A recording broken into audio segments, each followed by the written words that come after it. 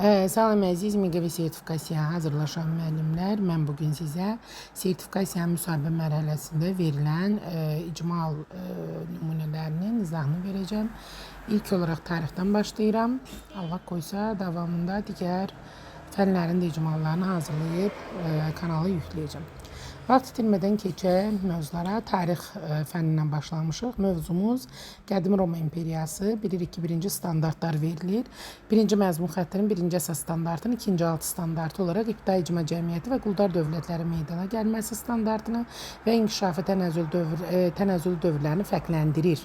Yəni bu standartı metodik vəsaitdən götürüb qeyd etmişik. Yəni sizlərdə mövzunun üzrə standartı metodik vəsaitinizdən götürüb qeyd edə bilərsiniz. Və dördüncü məzmun xəttinin birinci əsas standartının birinci altı standartı. Yəni buna 4.1.1 demək olmaz. 4.1.1 də demək olmaz. Dördüncü məzmun xəttinin birinci məzmun xəttidir. İkinci, birinci altı standart, əsas standartının, yəni ortadakı rəqəm əsas standartı. Birinci altı standartı, sonuncu rəqəm də altı standartı. Burada tarixi şəxsiyyətləri müəyyənləşdirir. Yəni 2 dənə standart var. Və məqsədimiz Roma Respublikasının imperiyaya çevrilməsinin səbəblərini izah edir. Roma İmperiyasının yaranma, inkişaf və tənəzzül mərhələlərini fərqləndirir. Roma İmperiyasının parçalanma və süqut səbəblərini izah edir və belə davam edir. Yəni bir neçə dənə məqsəd verə bilərsiniz. Sadəcə elə məqsəd olmadı ki, 45 dəqiqə ərzində siz onu reallaşdıra bilərsiniz. Yəni bir neçə versiyada verə bilərsiniz. Sadəcə dedim ki, mən burada nümunə olaraq qeyd etmişəm. Və inteqrasiyamızı Azərbaycan tarixi ilə edirik. Azərbaycan-Roma əlaqələri, coğrafiya ilə edirik. Roma İmperiyasının əhatə etdiyi ərazilər və Azərbaycan dilindən edirik. Tarixi hadisələrin ardıcıl nəqli. Yəni istədiyiniz başqa fənlərlə də inteqrasiya əlaqələndirə bilərsiniz. İş formasında yenə dediyim kimi özünüz necə istəyirsiniz, fərdi işdə, cütlərlə, qrupla, kollektiv. Mən burada indi hamısından istifadə etmişəm. Siz də hansını istəsəz eləyə bilərsiniz. Yəni çalışın ikisini üçünü qeyd edin həmişə. Çox olanda deyirlər, yəni 1.45 dəqiqə necə onu çatdırarsan. Sadəcə mən nümunə olaraq qeyd etmişəm ki, yəni dördündən istifadə edə bilərsiniz. İş üsulu, beyin həmləsi, BİBÖ, zaman oxu, səbəb nəticə, müzakirə, mikrofon bunlardan istifadə edir. Resurslarımızda dərslik, Roma İmperiyasının xəritəsi, tarixi şəxsiyyətlərin şəkilləri, hadisə kartları, iş vərəqləri və s. Özünüz də yəni əlavə istifadə edəcəyiniz resursları qeyd edə bilərsiniz. Dərsimizin geçişi induktivdir. Çünki yeni dərslər induktivdir, təkrar dərsləri deduktiv deyirlər. Motivasiyamızda müəllim şagirdlərə Kolizey, Roma əsgərləri və Roma İmperiyasının xəritəsini göstərir və soruşur. Bu şəkillər isə hansı qədim dövlət haqqında məlumat verir? Şagirdlər nə deyir? Qədim Roma. Müəllim növbəti suala keçir ki, kiçik bir şəhər, dövlət necə böyük bir imperiyaya çevrilə bilər? Şagirdlərin fərziyyələri dinlənilir və tədqiqat sualı ortaya çıxır ki, Roma necə imperiyaya çevrildi və onun süqutuna hansı amillər səbəb oldu? Bu hissədən sonra biz keçirik öyrənmə fəaliyyətinə. Bilirik ki, ümumiyyətlə yeni icmal nümunəsinə əsasən motivasiya, öyrənmə fəaliyyəti və refleksiyadan ibarətdir. Və yaxud da 5Y modelində də eləyə bilərsiniz. Amma ən çox bu formatda qəbul edirlər. Deməli, öyrənmə fəaliyyətində zaman oxudan istifadə edirik. Məsələn, bu illərdə Roma şəhərinin yaranması, Yuli Sezarın öldürülməsi falan. Yəni bu arada indi mən hamısını deməyə ehtiyac yoxdur. Çünki siz tarixçisiz. Əlbəttə ki, mən sizin kimi bunları mükəmməl bilə bilmərəm. Sadəcə gedişatları qeyd edirəm ki, yəni bunları vurğulaya bilərsiniz. Nə bilim, eramızdan əvvəl 27-ci ildə Oktavian Avqustun hakimiyyəti, imperiya dövrünün başlanması və s. Yəni bunları zamanları qeyd edib öyrədirik. Nəticədə respublika, imperiya parçalanma, süqut gerçəkləşib. Sonra Roma İmperiyası necə yarandı? Bunu vurğuluyuruq. O qeyd olunmalıdır öyrənmə fəaliyyətində. Sonra tarixi şəxsiyyətləri tanıyırıq. Yuli Sezar haqqında, Oktavian Avqust haqqında, Konstantin haqqında məlumatlar verilir. Sonra xəritə ilə iş. Şagirdlər Roma İmperiyasının xəritəsinə baxırlar. Müəllim soruşur ki, Roma hansı qitələrdə ərazilərə sahib idi? Böyük ərazini idarə etmək üçün hansı çətinliklər yarada bilərdi? Aralıq dənizi Roma üçün nə üçün əhəmiyyətlidir? Bu kimi suallar verir və şagirdlər nəticəyə gəlirlər ki, böyük ərazi idarə etmənin çətinləşməsinə doğru irəliləyir. Sonra qrup işindən istifadə edir. Birinci qrupun adı yaranma. Roma Respublikasının imperiyaya çevrilməsinə hansı hadisələr səbəb oldu? Bu qrup bunu araşdırır. İkinci qrup şəxsiyyətlər qrupudur. Yuli Sezar və Oktavian Avqustun Roma tarixində rolunu müəyyən edin. Üçüncü qrup inkişaf, Roma imperiyasının güclənməsinə səbəb olan amilləri müəyyən edin. Və dördüncü qrupda üzr istəyirəm, süqut qrupu Roma imperiyasının zəifləməsinin və süqutunun səbəblərini müəyyən edin. Yəni 4 qrupa bölürük. Qrup nəticələri təqdim olunur və problem situasiyasında müəllim soruşur ki, Roma çox böyük və güclü dövlət idisə, nə üçün süqut etdi? Şagirdlərin fikirləri dinlənir, səbəblər müəyyən olunur ki, imperiyanın ərazisinin həddindən artıq böyüməsi, iqtisadi problemlər, idarə etmənin çətinləşməsi, xarici tayfaların hücumları və s. Sonra səbəb yoxsa nəticə öyrənmə fəaliyyətində bundan istifadə edirik. Müəllim kartlar təqdim edir. İmperiyanın böyük əraziyə malik olması bu səbəbdir. İdarə etmənin çətinləşməsi bu nəticə. Xarici tayfaların hücumları səbəbdir. Qərbi Roma imperiyasının zəifləməsi nəticə. Və şagirdlər səbəb-nəticə əlaqəsini qururlar. Dediyim kimi, bunun hamısını eləməyə şərt deyil. Bir neçəsini istifadə eləsəniz kifayət edir. Sadəcə mən bir neçə versiya təqdim edirəm ki, kim hansını sevir, hansını bəyənirsə ondan istifadə eləsin. Hadisələri sıralada şagirdlər qarşılıq verilmiş anlayışları düzgün ardıcıllıqla düzürlər. Refleksiyada isə mikrofon üsulundan istifadə olunur. Bugün öyrəndim ki, Roma imperiyası yarandı çünki mənim üçün ən maraqlı fakt, nöqtələr, yəni mikrofonda belə deyim də şagirdlərdən onların düşündükləri beyin həmləsi bir növ eləyirik, onlardan fikirlərini almaq üçün. Və 3-2-1 üsulundan istifadə olunur. Roma haqqında 3 mühüm fakt, 2 tarixi şəxsiyyət, Roma imperiyasının süqutunun bir səbəbini şagirdlər qeyd etməlidir. Və qiymətləndirməni 4 səviyyədə bildiyimiz kimi vururuq. Qeyd edirik. Birinci səviyyədə şagird müəllimin köməyi ilə Roma imperiyası haqqında bəzi əsas faktları və tarixi şəxsiyyətləri müəyyən edir. Əslində müəllimin köməyi ilə ifadəsi çox elə istifadə olunmur, amma yenə də dərs vəsaitlərində rast gəlirik deyə qeyd etmişəm. Yəni o testlərdə düzdür, qəbulda qeyd olunmur, amma kitablarda var. Biraz absurd yanaşmadır. Əsas burada məqsəd nədir? Konstruktiv rəy vermək. Çünki sizdən əsas orada onu soruşur ki, bu mövzuda sən necə, məsələn, birinci səviyyə necə konstruktiv rəy verərsən? Sən deməlisən ki, Roma imperiyası haqqında əsas məlumatları tanıyırsan, indi hadisələri zaman ardıcığı ilə yerləşdirməyə çalış deyə şagirdə müraciət edirəm. Məsələn, ikinci səviyyədə şagird Roma imperiyasının yaranma və süqutu haqqında əsas məlumatları sadalayır. Bəzi tarixi şəxsiyyətləri müəyyən edir. Konstruktiv rəy necə verməliyəm? Əsas hadisələri və şəxsiyyətləri düzgün müəyyən edirsən, indi hadisələr arasında səbəb-nəticə əlaqəsini yaratmağa çalış. Konstruktiv rəydir, yəni inkişaf etdirici, yönəldici. Konstruktiv rəy bilirik ki, birinci müsbət halı vurğulayır, ardınca sənin o nasazlığını, nöqsanını müsbət istiqamətdə göstərir ki, sənə bunun üzərində çalış. Üçüncü səviyyədə şagird Roma imperiyasının yaranma, inkişaf, tənəzzül mərhələlərini fərqləndirir, tarixi şəxsiyyətlərin rolunu izah edir. Buna da konstruktiv rəy olaraq nəyə verə bilərik? Roma imperiyasının inkişaf mərhələlərini düzgün fərqləndirir və tarixi şəxsiyyətlərin rolunu izah edə bilirsən. Cavablarını konkret tarix və faktlarla daha da zənginləşdir. Yəni düz eləyirsən, amma daha da zənginləşdir. Müəllim istiqamət verir. Dördüncü səviyyədə isə konstruktiv rəyimizə baxaq. Hadisələri səbəb-nəticə əlaqəsində sərbəst təhlil edir və tarixi şəxsiyyətlərin rolunu əsaslandırırsan. Roma imperiyasının yüksəliş və süqut amillərini müqayisə etməklə təhlilini daha da dərinləşdirə bilərsən. Yəni dördüncü səviyyə daha ağır iş tapşırır, ancaq konstruktiv rəy olaraq da istiqamətini verir. Dərsin yekununda isə müəllim soruşur ki, Roma imperiyasının tarixini hansı əsas mərhələlərlə yadda saxlaya bilərik?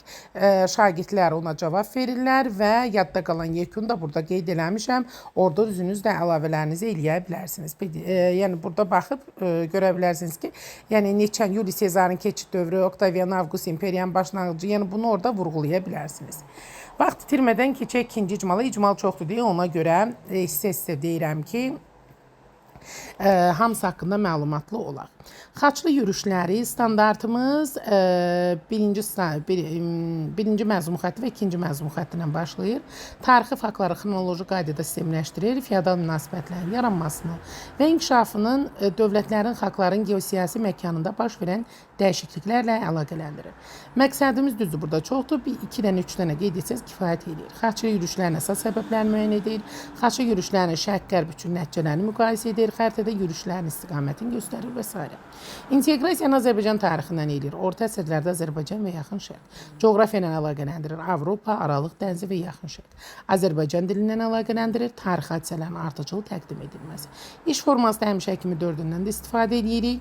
Çünki mən bir neçə dənə öyrənmə fəaliyyət qeyd eləmişəm deyib, dördünü də qeyd etmişəm. İş üsulu beyin həmləsi, xərt üzərində iş, səbəb nəticə, mikrofon, bibö bunlardır. Resurslarımız dərslik, xarçlı yürüşlərin xəritəsi, tarixi şəxsiyyətlərin şəkilləri, zaman oxu, hadisə kartları və s. Dərsimizin gedişi induktivdir. Motivasiyada müəllim lövhədə xaçlı cəngavəri, Qüds şəhəri və xəritə şəkillərini göstərir. Soruşur ki, sizcə nə üçün minlərlə insan Avropada yaxın şərqə doğru yürüş etmişdi? Şagirdlərin fərziyyələri dinlənilir. Sonra müəllim xəritədə Avropadan Qüdsə doğru istiqamət göstərir və tədqiqat sualında vurğulayır ki, xaçlı yürüşlərinin başlanmasına hansı səbəblər gətirib çıxardı və bu yürüşlər hansı nəticələrə səbəb oldu? Öyrənmə fəaliyyətimizi bir neçə istiqamətdə veririk. Xaçlı yürüşlərinin səbəbləri, iqtisadi səbəblər, siyasi səbəblər, onların nəticəsinə gəlirik. Zaman oxuya, yəni şagirdlər tarixləri zaman oxuda göstərirlər.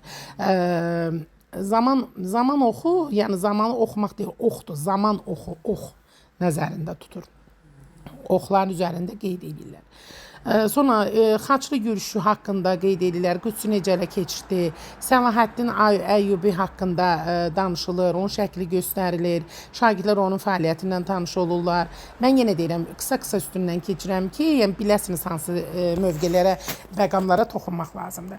3-cü xaçlı yürüşündən danışırsınız, 4-cü xaçlı yürüşündən danışırsınız, xəritənin üzərində göstərirsiniz bunları, ümumi istiqamət verirsiniz, problem situasiyası yaradırsınız. Müəllim soruşur ki, xaçlı yürüşləri yalnız müharibə və dağıntı ilə nəticələndirmi? Sual verir və şagirdlərin fikri dinlənilir. Şərq üçün nələr oldu, Qərbi Avropa üçün nələr oldu, sonra qrup işləri olur, müəllim qruplara iş tapşırır. 4 qrupa bölür, səbəblərini, yürüşlərini, şəxsiyyətləri, nəticələri 4 qrup adı altında birləşdirir. Səbəblə, yəni bu müharibənin yürüşlərinin səbəblərini 1-ci qrup araşdırır, yürüşləri 2-ci qrup, şəxsiyyətləri 3-cü qrup, 4-cü qrup da nəticələri. Və səbəb yoxsa nəticə öyrənmə fəaliyyətindən istifadə olunur. Qüdsə ələ keçirmək istəyi səbəbdir. 1-ci xaçlı yürüşün başlaması nəticə və bu minvalla digərlərini də vurğulaya bilərsiniz. Refleksiya olaraq da mikrofon üsulundan elə ən çox çıxış bileti, refleksiya, mikrofon 3-2-1 üsullarından istifadə olunur. Mən ən çox 3-2-1-dən elə istifadə edirəm ki, xaçlı yürüşlərinin 3 səbəbi, 2 mühüm tarixi şəxsiyyət, xaçlı yürüşlərinin 1 mühüm nəticəsi qeyd olunsun. Qiymətləndirməmizi də 4 səviyyədə burada bayaqki kimi göstərirəm. 4 səviyyədə qeyd etmişəm və hər birinə konstruktiv rəy vermişəm. Məsələn, 1-ci səviyyədə əsas tarix və hadisələri tanıya bilirsən, indi onları zaman ardıcıqlı ilə yerləşdirməyə çalış. Yəni, bu cürə konstruktiv istiqamətləndirici rəy verirəm. Sonra, məsələn, 4-cü səviyyədə xaçlı yürüşlərini səbəb-nəticə əlaqəsində sərbəst təhlil edirsən. Şərq və qərbə təsirlərini müqayisə edərək fikirlərini daha da əsaslandırılmış şəkildə təqdim edə bilərsən. Bu da konstruktiv rəydir.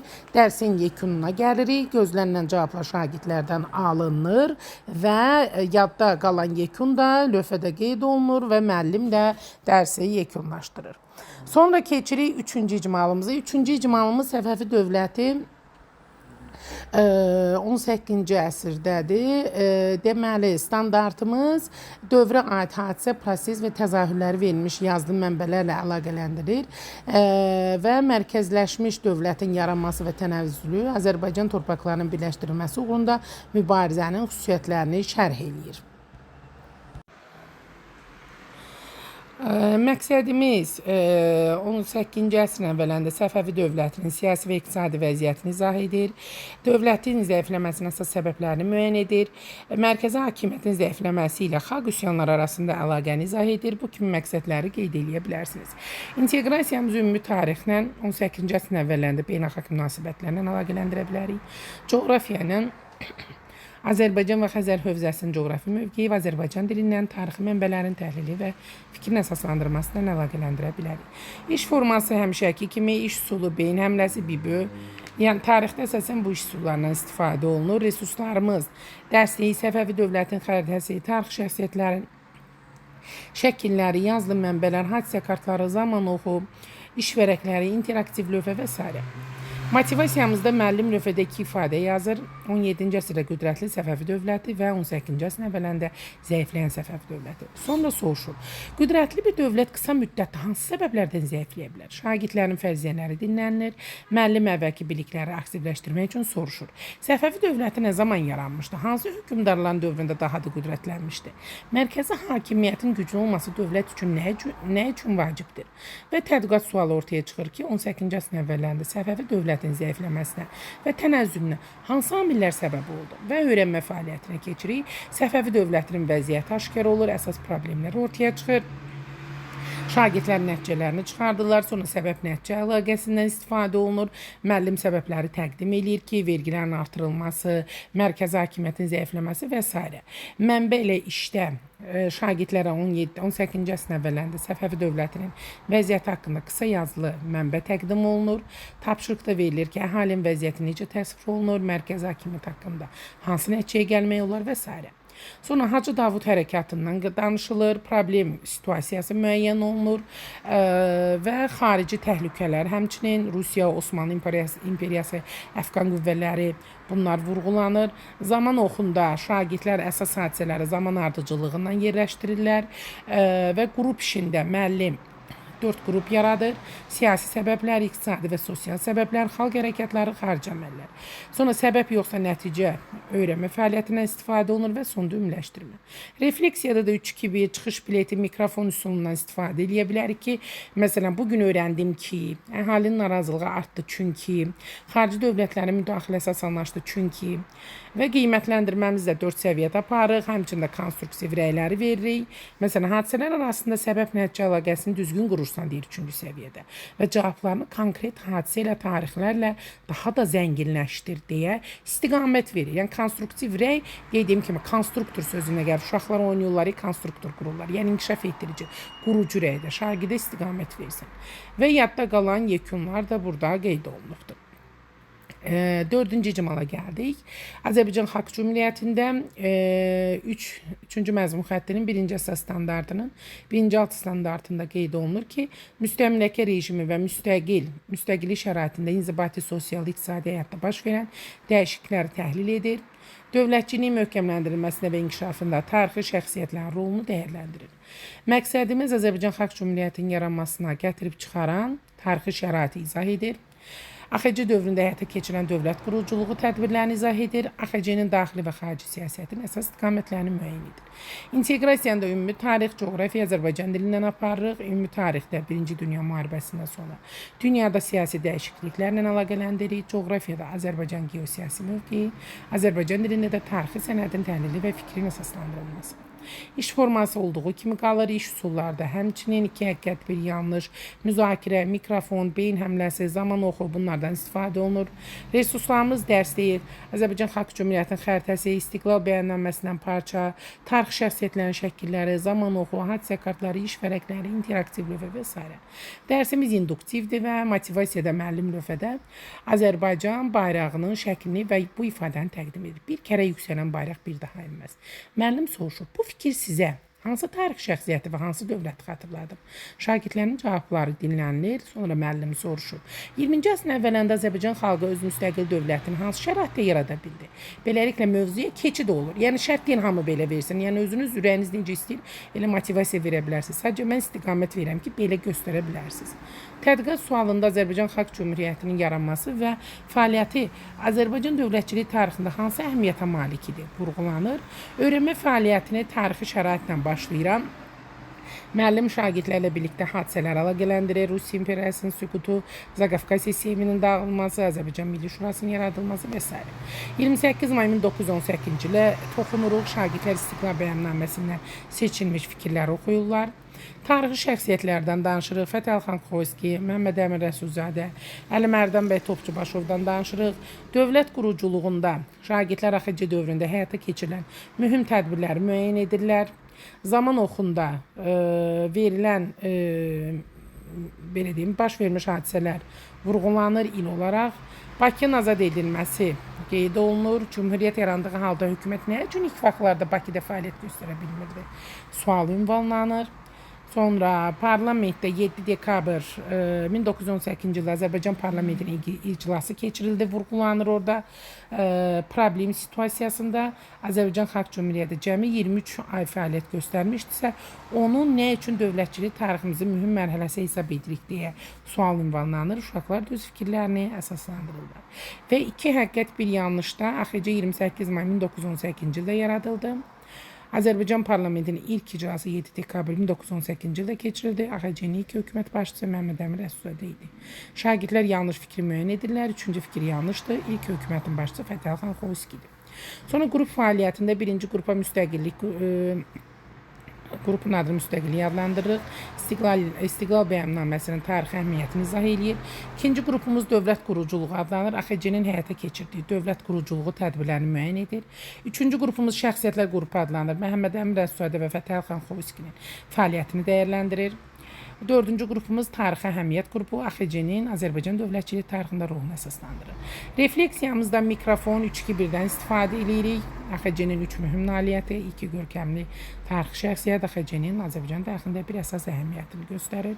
Qiymətləndirməni 4 səviyyədə aparırıq. Hər səviyyə, yəni birinci səviyyə 2 alan uşaq, ikinci səviyyə 3 alan, üçüncü səviyyə 4 alan, dördüncü səviyyədə 5 alan şagirdlərə şamil olunur və konstruktiv rəylərdə gördüyünüz kimi vermişik. Məsələn, hadisələri düzgün izah edir 3-cü səviyyədə və tarixi şəxsiyyətlərin rolunu müəyyənləşdirə bilirsən.